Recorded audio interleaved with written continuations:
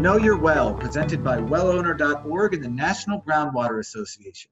On each episode of Know Your Well, we'll explore different topics that impact private well owners across the country, from water quality to everyday water well maintenance. My name is Ben Frech, and I will be your host as we explore the wide world of water wells. On our first episode of Know Your Wells, we will be focusing on what new homeowners should be looking for during a home inspection concerning their water wells and some basic water well maintenance after they closed on the property. Today's guest will be Gary Hix. Gary is a registered professional geologist in Arizona specializing in hydrogeology. He was the 2019 William McElhaney Distinguished Lecturer for the Groundwater Foundation. He's a former licensed water well drilling contractor and remains active in the National Groundwater Association and the Arizona Water Wells Association. Thanks for joining us today, Gary. Okay, thank you, Ben. It's a pleasure to be with you here. Let me begin to share the screen so I can speak to you and to the audience. So Gary, while you're doing that, why don't you tell us a little bit about how you got into the water well game here? Well, let's see. It started many years ago. I watched my first water well being drilled in about 1951, when they were drilling a well for my parents and my family and I. And I didn't know at the time that that was going to be my profession. But in about 1977, I started setting on drill rigs as a trainee, I guess you'd call it, catching samples and so on. And then went back to school, finished my degree, 79, went to work for a water utility. And from that day on, I've just been involved. I think I've been a member of the NGWA since about 1978. That's Wow. A fair number of years. But it's been a great experience, and I've really enjoyed all I've been able to do and perform with the association. Well, we really appreciate you taking the time today. So yeah, let's get into it. So, understanding the basics of your water well. Gary, take it from here.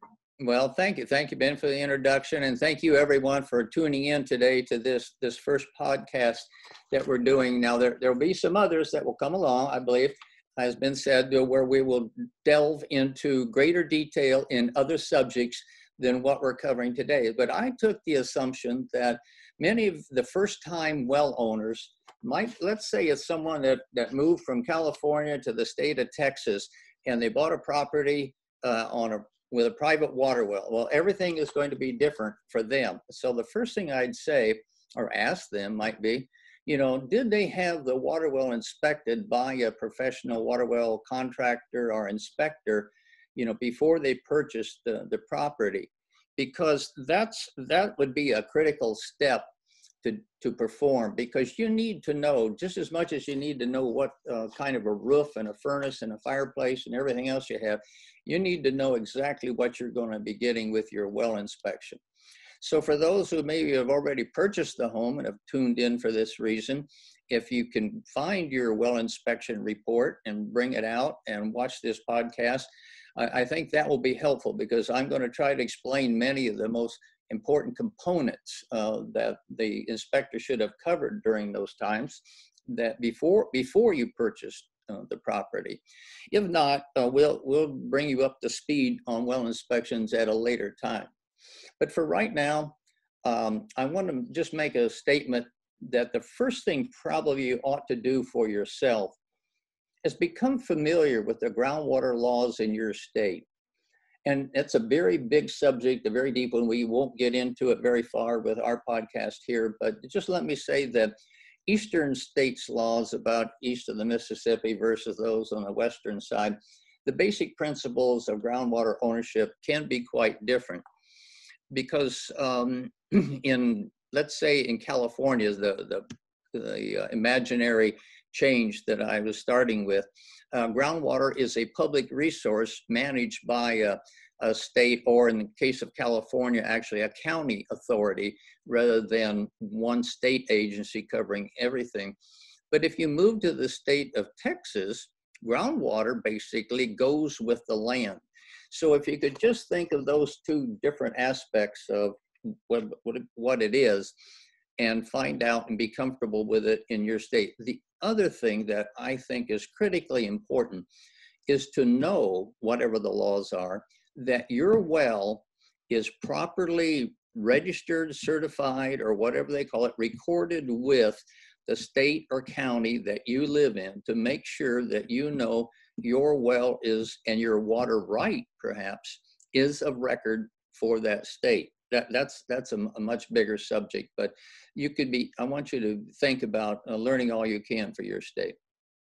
Now, the next important step that you can do is locate your well.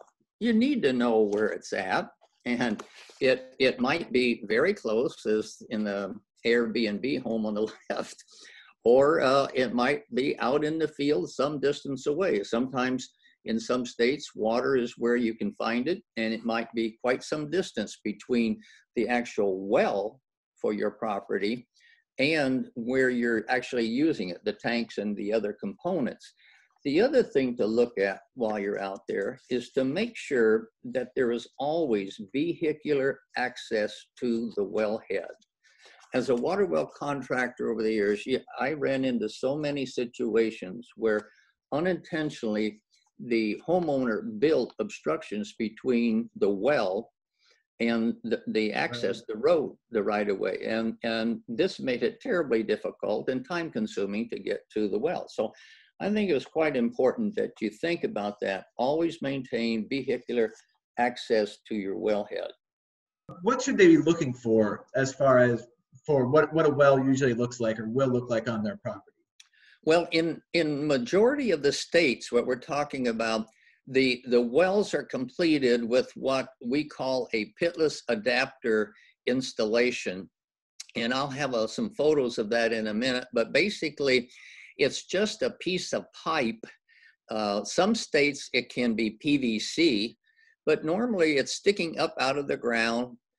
It's 5 or 6, maybe 8 inches in diameter, sticks up out of the ground 1 to 2 feet. Some states have minimum height that they must be, and that's to keep water from floodwaters from topping it and getting down inside it. Right. But basically it's just a steel pipe. But then if it's a pitless adapter, then usually the tanks and the control equipment is located some distance away from the well itself. And that would be the next thing that one other thing I would state is that here where I live in the drier and warmer climates, a lot of our well completions are what we call above ground completions, where the plumbing and the electricity just comes through conduit or plumbing, and those things are exposed except when there's an occasion for temperatures to drop below 30 degrees, and we put some freeze protection on it. But steel or PVC casing sticking up out of the ground or out of the floor of your shed. Here's a photo of a 6-inch steel casing sticking about 1.5 feet up out of the ground, totally surrounded by a nice concrete slab, maybe 5 or 6 feet in diameter. So this, I'm going to stress that for the homeowner to go out there and look and see what is immediately around that well casing. It should be, if it's just in dirt, it should be, the dirt should be higher than the surrounding land so that water or rainfall, snowmelt runs away from the well, not towards it. You certainly don't want water to pond around the well casing. And if it can have a cement slab around it, just to protect varmints and rodents and other things from digging down around it, that's good. The other thing is to watch and see that nothing grows within, like trees or major bushes, within 10 feet of the well casing, because those roots can go down and intercept the well. So it should stand alone and be protected. This is not what you'd want to find in your well. It shows a PVC well casing sticking out of the ground with a void around the outside of the casing where a hoe, the complete handle of a hoe, has gone down alongside that casing. Now, whatever lands on the water, on the soil in that area, whatever water lands on the soil in that area, that water can just run right down. So can rodents, varmints, and other things right down alongside the well casing, and that's going to get right to your water table in very short order. I've also seen, even when this was a steel casing and the ground below it was pretty solid, at times, right near the shallow surface of the soil, a hole will corrode in the side of the steel casing, maybe the size of a penny, and water can run in there. And that's what we find, that people's water became contaminated with bacteria. And when looking into it, that's what we found out, that there was a hole in the side of the casing. So I think it's important for you to locate the well on your land, make sure there's access to it, and to see that if the wellhead is secure, water drains away from it, and that there isn't anything that compromises it. That well cap that's on the top should be securely in place, screwed in or bolted down so that it's not easily picked up by just someone passing by. No cracks or breaks in that cover plate. That's what lets water, or lets anything else into your drinking water. So it must be secured. Now, Gary, if folks are out there and they see their well casing, or they see their, there could be some kind of, problem with water, contaminating their water table. I mean, what would be a first step for them to do if right away they're looking at their well and they see that the casing is cracked, or, they can see something obviously is wrong just by a first look? Well, I suspect that most of these problems that you're describing or visualizing are things that should be addressed by a licensed water well contractor. Excellent. And as we know, you can log on to wellowner.org and find a list of contractors in your area, that belong to the NGWA. Yes, that's right. Wellowner.org does have a great find a contractor tool, which will actually link you with licensed water well contractors in the States. That's great. Well, now there's another major component to your system, and it's going to be a tank of some type. It's an essential part of the system. It may be a large galvanized tank. This is the style of the 50s and 60s, but most of them today that are being constructed and built use these captive air bladder tanks, the much smaller, sometimes blue, sometimes sort of a tan colored tank. But the tank is essential to work with the pressure control system, controls of your system, to regulate and turn on and off the pump in the well. And the first thing I'd want a new homeowner to do is simply locate it, know where it is, what it looks like, and look at if they can see the controls that are adjacent to it. Usually there's a pressure switch and a pressure gauge very nearby. And I'd like to give them a hint about some of the things to look at when they get an opportunity. But I have on the left a picture of a well inside a building, concrete floor with excellent electrical wiring and service to it. And this one happens to be inside a building, so there's a hole in the roof in order to get the pump out. That's always sometimes a challenge that way. But this very neat installation is the one that I think, typifies what well owners should be thinking about. I even have coined the expression, paint your well gold and treat it that way, because the well is the crown jewel, the jewel in the crown, because without it, what is the value of the home if you don't have water? Basically, you can't even live in it. So paint your well gold and treat it that way. How often will homeowners find their wells in buildings like that? Is that somewhat rare, or is that more common in certain parts of the country than other parts of the country? Yes, different parts of the country. It's fairly rare down here in the southern border states and so on, with the exception that some people do it because they don't like to have something unsightly on the outside of the house, or they didn't have a closet to put it in. But as a water well contractor, I wasn't often in favor of enclosing the well. If you use the pitless adapter, it can be, a quarter mile from the house. All it has to do is push the water up to the tank, and nothing on a pitless adapter will freeze if it's properly set to a proper depth and constructed.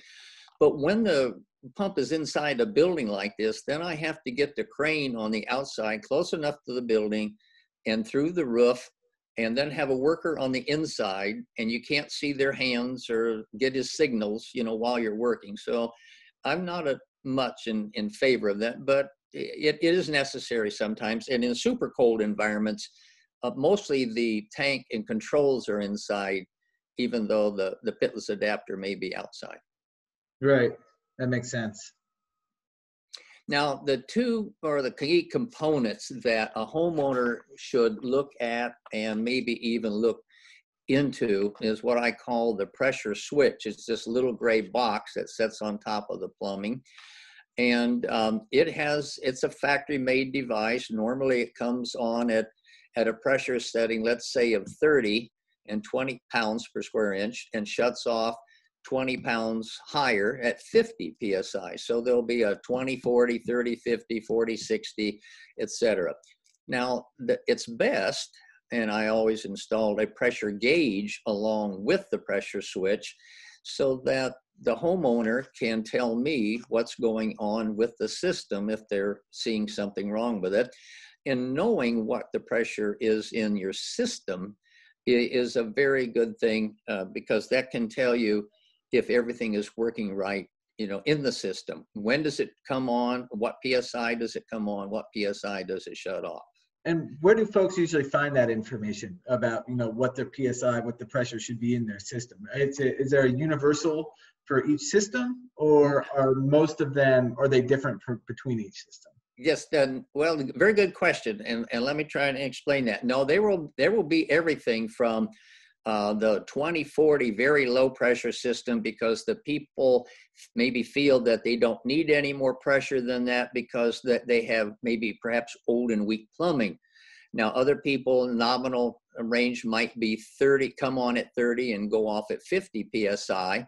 And that gives you very decent water pressure and so on. But if you're pushing water a long distance away from the well or from a booster pump, and it's going upstairs to a second property, you might have to have it set to come on at 40 and go off at 60. Right. And I have a photo on the screen of a pressure cap taken off. It shows that it's a 40 on it. And here's what it looks like a little more on the inside. This one is factory set to be a come on at 40, go off at 60 PSI. Now, what this means though, and this is where homeowners, and especially new owners, have to be careful, is because these things cannot be just changed willy-nilly. The pressure switch is adjustable, but the pre-charge inside a pressure tank like this one, a bladder tank like this one, needs to be adjusted and have its pre-charge. The pressure of air that's inside the tank when there's no water against it set to 2 pounds less than the come-on pressure of the switch. If the pressure in the tank is higher than the switch setting, you'd be in the shower and the water would stop flowing completely, and then the pump would come on, and then it would start back, you know, producing water again. So if you have it 2 pounds less, then the pump will come on before the bladder bottoms out and shuts off your water. Here's a very neat installation of a fractional horsepower pump stuck in the corner of a room or the garage. And it shows the pressure switch, pressure gauge, and even a pressure relief valve, which I might talk about that in a later subject, and a system control valve that can be shut off in order to stop the flow of water out of the system. But these two things have to be adjusted together.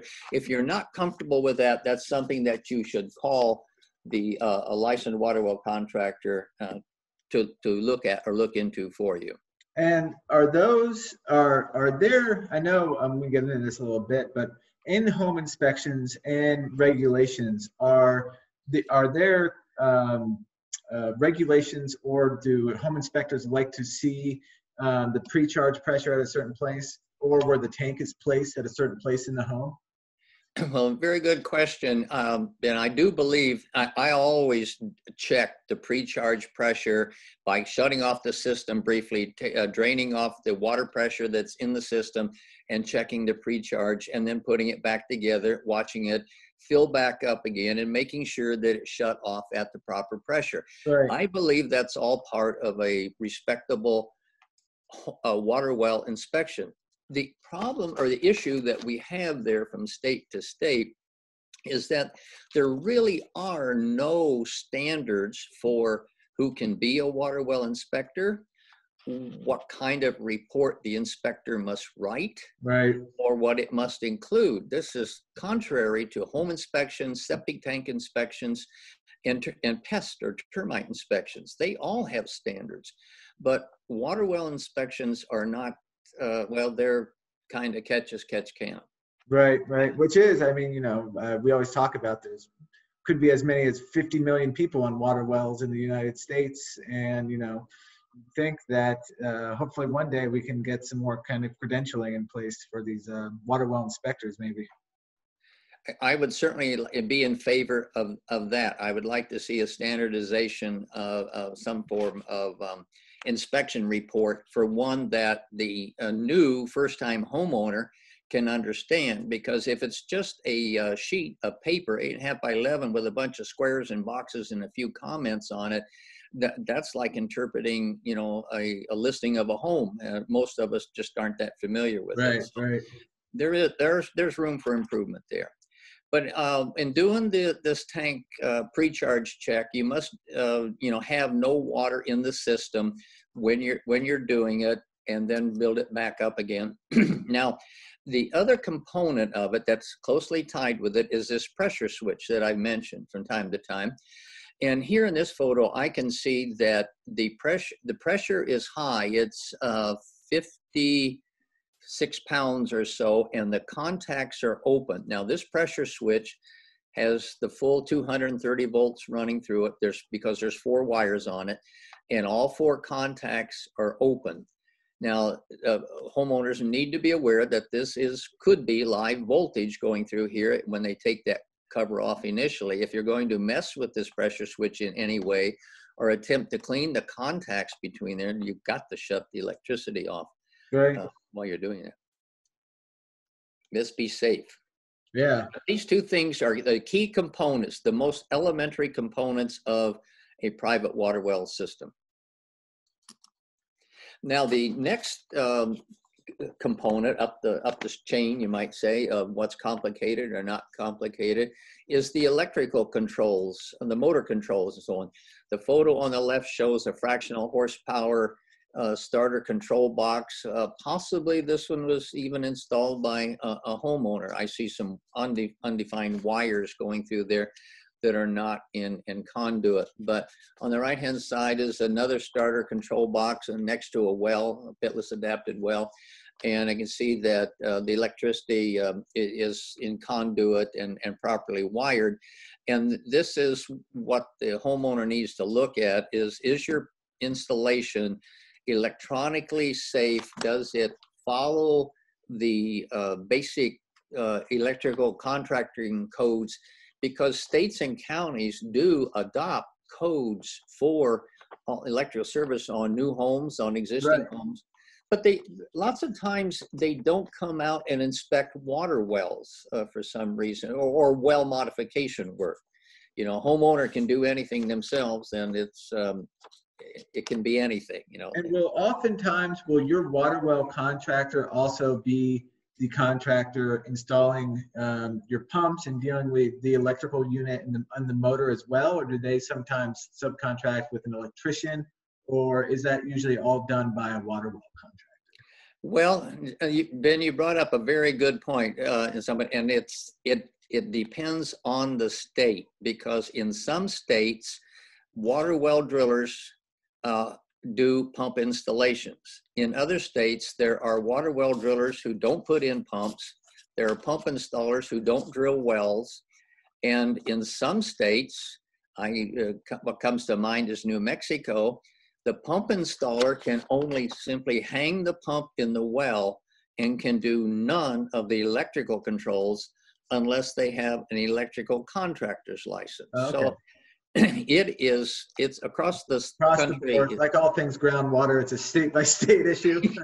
it's state by state, and in some cases county by county. Right, right. Some of the counties in my state will come out and inspect the installation on new construction of private water wells, but not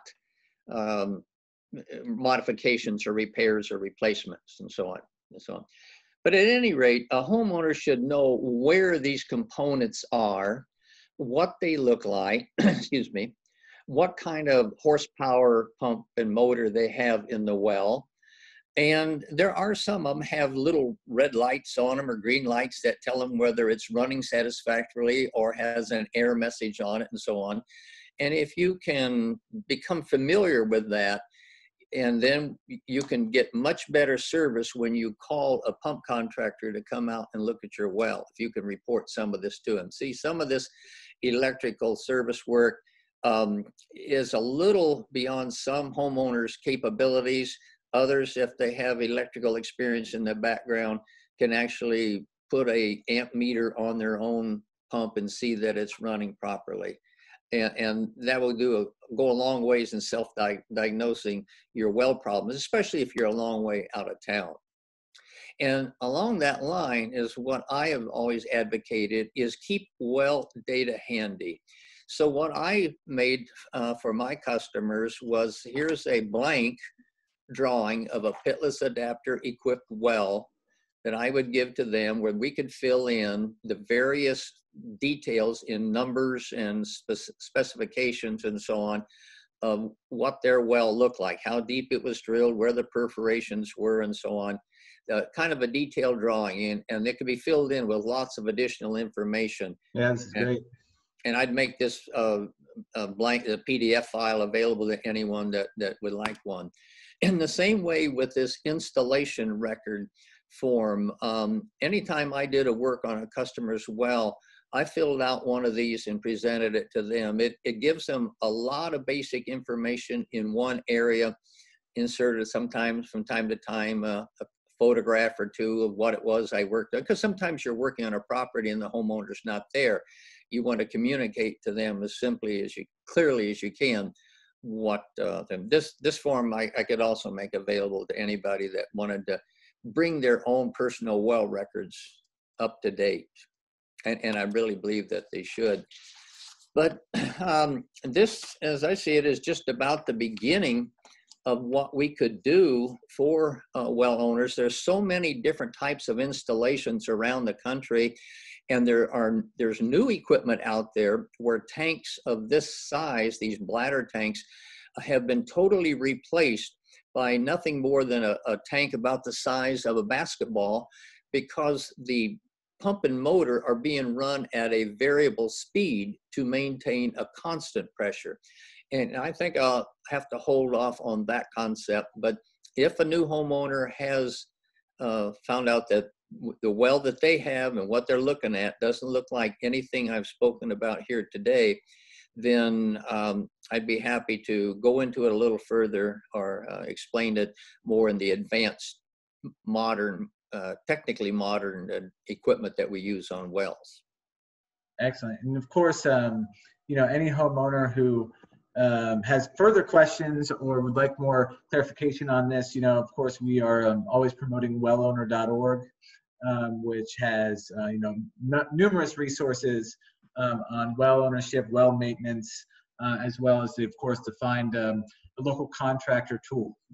So, Gary, thank you very, very much. I think this was a great start to this podcast, and getting the ball rolling on getting more knowledge to people about their water well systems, talking about what they should be looking for, who they can contact to help inspect their systems. Because I think a lot of people, especially younger people, buying a home is already daunting enough, but then realizing, oh wait, I have to provide my own water in some way, and it's up to me. The city's not going to be a part of it. It's all on me. I think can also be kind of daunting. So I think it's good to get this conversation started. So Gary, before we sign off here, where can people kind of find you online or read more of your books? I know that you're a published author. Well, I'm best found at intowells.com. That's a website that I've kept for the consulting services that I can do for homeowners and sometimes still for contractors. And yes, I have written and published 2 different ebooks, the Kindle books only, available on Amazon. I'll, at a future time, I'll show you covers of them, but the one is, and they're for my state, the state of Arizona. One is called the Domestic Water Wells in Arizona. It's a guide for realtors and mortgage lenders, because I felt that they needed to be well informed. Yeah. And I like that pun. Then the other one I've just recently published is, because we have so many shared water wells in Arizona, it is a guide to shared water wells in Arizona. It's a guide for managers and all the complex things that they can run into with manage. It's like an HOA in some respects. Right. But we can promote them as some other time. Excellent. Well, that's all for the first episode of Know Your Well. Know Your Well is a production of the National Groundwater Association. This podcast was created by Abby Valencic. I'm your host, Ben Frech, telling you what you need to know to make the well water flow. Thanks, everybody. And to learn more about maintaining your water well, please visit wellowner.org. Wellowner.org is supported by the Rural Community Assistance Partnership as part of the USEPA funded program, improving water quality through training and technical assistance to private water wells. To learn more about Rural Community Assistance Partnership, go to rcap.org. Thank you, everybody, for joining us, and we'll see you next time.